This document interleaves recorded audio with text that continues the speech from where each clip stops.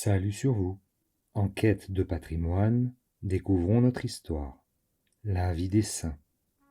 7 novembre, nous fêtons Saint Willibrord. Né vers l'an 658 dans le royaume de Northumberland, Willibrord prit de bonne heure l'habit monastique à Ripon, comté d'York. À 20 ans, il passa en Irlande pour se joindre à Egbert et à Wigbert, avec lesquels il entreprit, 10 ans après, d'évangéliser la Frise.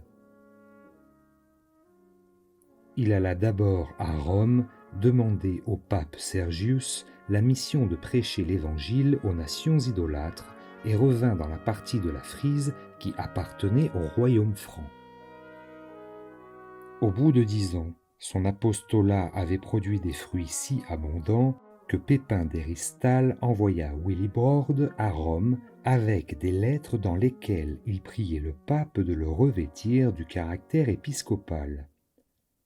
Sergius le sacra archevêque des Frisons, changea son nom en celui de Clément et l'autorisa à fixer son siège dans le lieu qu'il jugerait le plus convenable.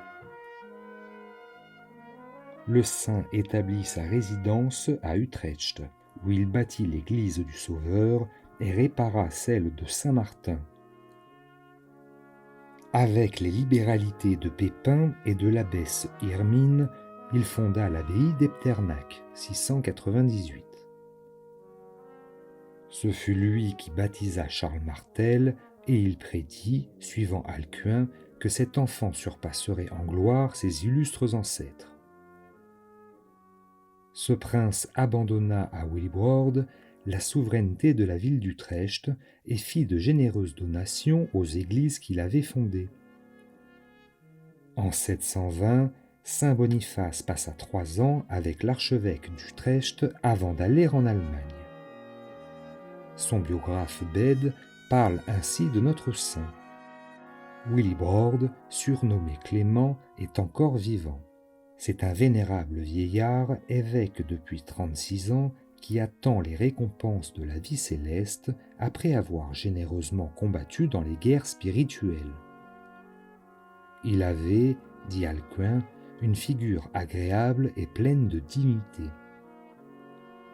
Il était doux et toujours gai dans la conversation, sage dans ses conseils, infatigable dans les fonctions apostoliques, attentif à nourrir, à fortifier son âme par la prière, le chant des psaumes, les veilles et les jeûnes.